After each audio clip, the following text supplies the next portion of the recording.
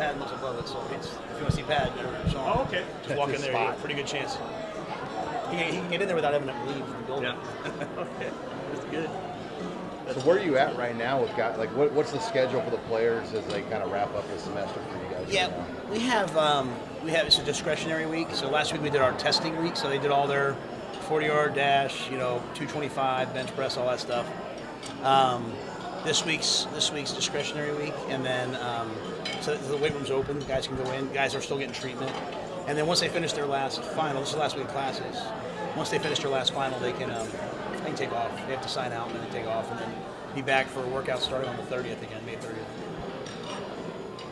Hey, you mentioned in a story yesterday that there are a couple walk-ons put on scholarship. Can you tell us who they are?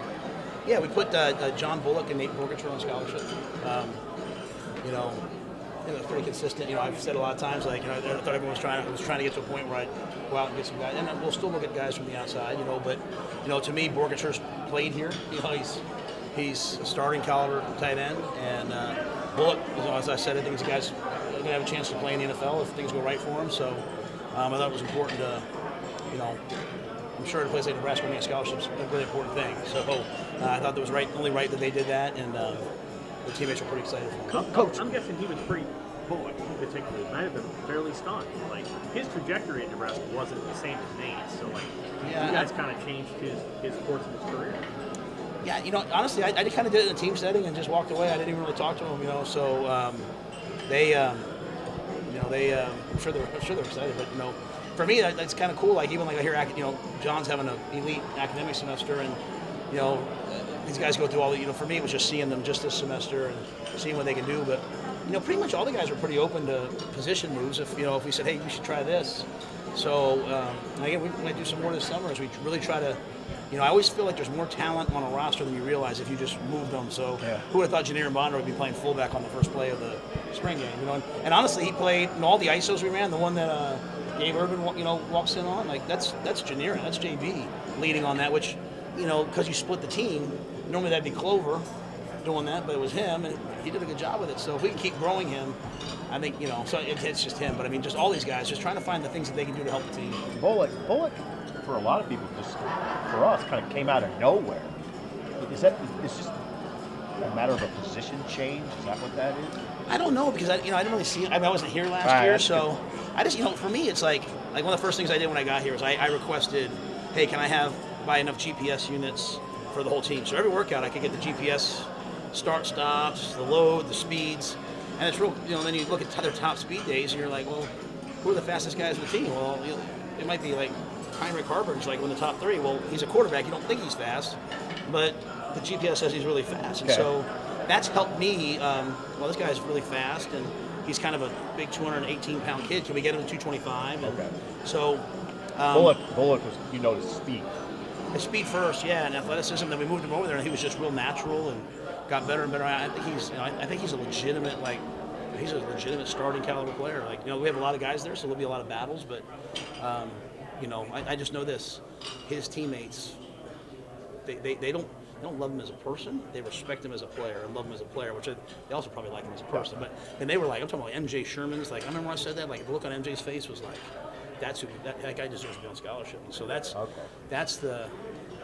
he earned it. That's all I can say. Are you at 85 now then, or is there still some more movement that needs to kind of take place? And I hope you guys understand from my perspective. There's some things that are still kind of out there, but we still have room if we needed to do something. So has anybody left the program that didn't go in the portal that you can confirm? Okay.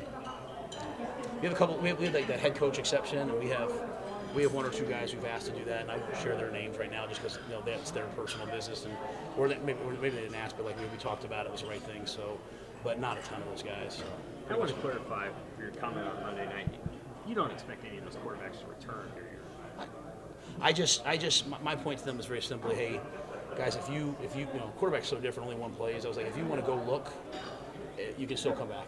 So I don't know that anyone will. A couple of the guys, but they call us all the time. I had one guy call me the other day and say, hey, what do you think about this coach and this place? So, but the door's open on our end. Because if you're here, I want you to be all in on being here. And so, Jeff played well, and Heinrich had a good spring, and so. I'd love to have one more guy, because we have 3 scholarship ones. If one of the guys wants to be here, but if it's right for them to go, I saw Richard found a place. So, just kind of open door. Coach, you're the first Ulster football coach to face the chamber in a face-to-chamber event. What does that mean for you, and why do you want to do events like this?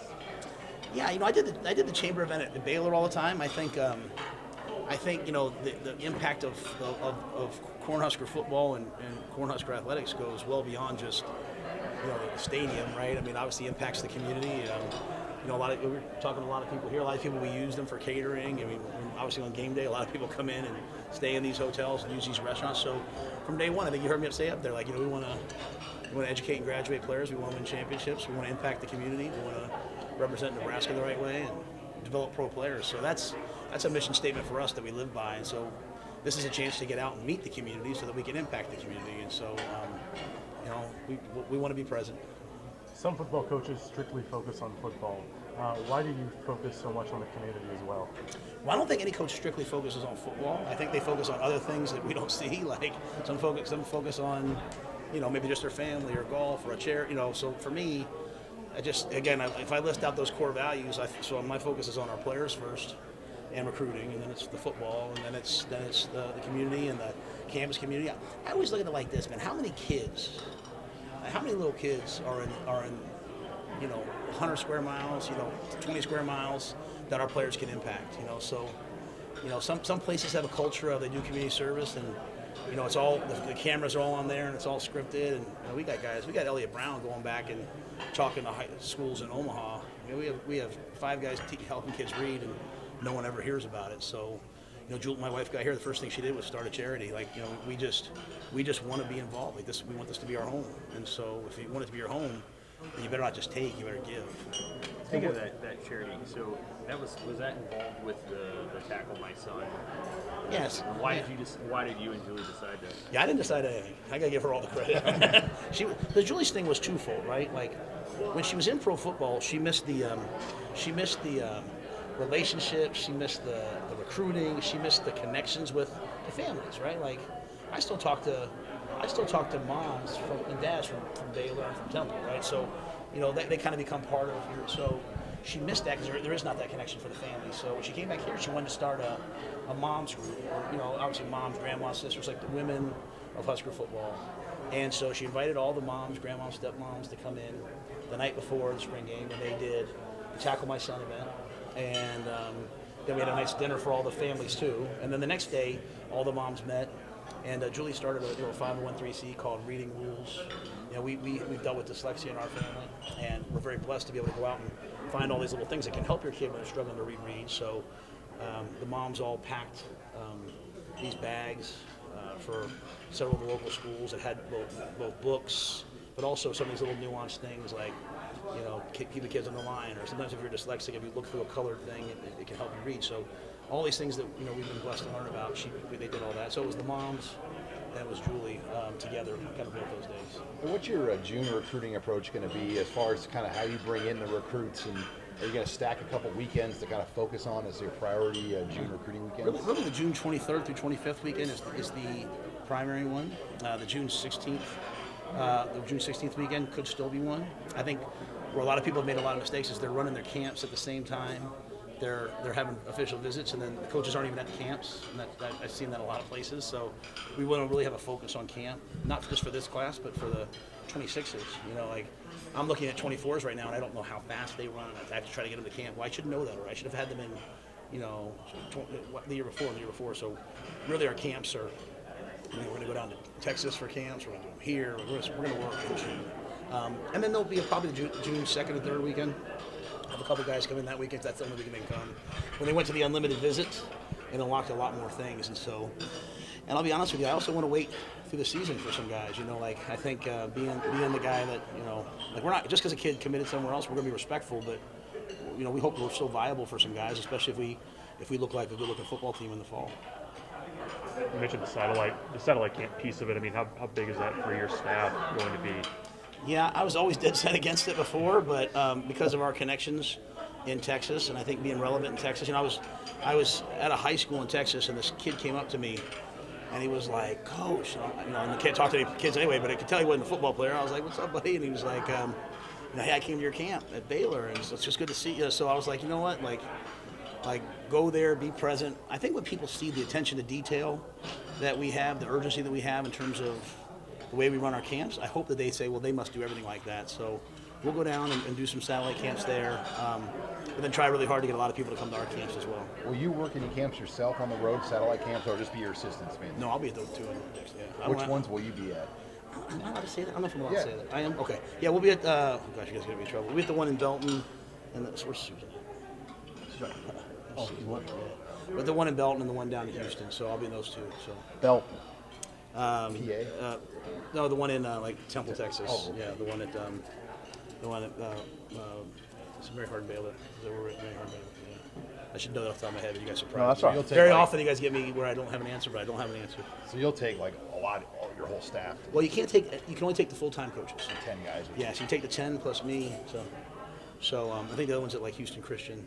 So we're doing those two on a Monday, Tuesday, and then getting back. We still have practice with the players, and we still have to do all that stuff. So last time I was in college football, you couldn't practice with the players in the summer. You couldn't have a bowl, so we have to take advantage of that as well. So.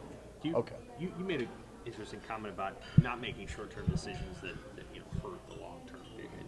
Do you feel like you've made all long-term decisions up to this point? Like you feel good about your decisions about just how you built the program to this point? Like you feel pretty good about that after 6 months? Yeah, I don't know if I've made anything with the thought of like, hey, I really wanted to make sure I win. My history's been never to win the first year. Mm-hmm. I do feel like, and I've told the seniors this, there's such a good group of seniors that really want to win that we should try to go win with them. So we're trying to win, right? I'm going to stay clear.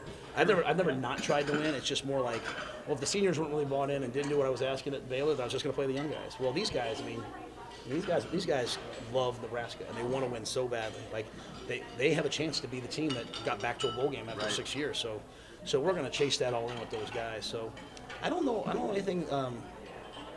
But if you have something specific, maybe I can comment on that. Like even like I think the transfers we took in December. Like we didn't take them now, and we oversigned, kind of knowing, hey, we'd get to this point. So that was sort of our this quarter was really the last one, and even a guy like Jeff Sims, he's potentially a 2-year player. So I think we made most of that, and a big thing for me was just bringing in guys who I thought were really competitive, so there'd be like Billy Kemp's as competitive as anyone I've ever been around. So there'd be a competitive toughness within the organization that matches some of the guys that are there. So. Is it accurate to say the spring crop from the portal is not as deep and strong as maybe what you saw in the December crop? Yeah, if there was a guy that I was really like, I don't want to speak like too badly about people, but if there was someone I was like, hey, we really want that guy, then we would go try to recruit him. Yeah, we'd try to get him. So there just hasn't been a lot of. It's not some philosophical thing like I don't believe in it. It's just it hasn't been the right fit for us, So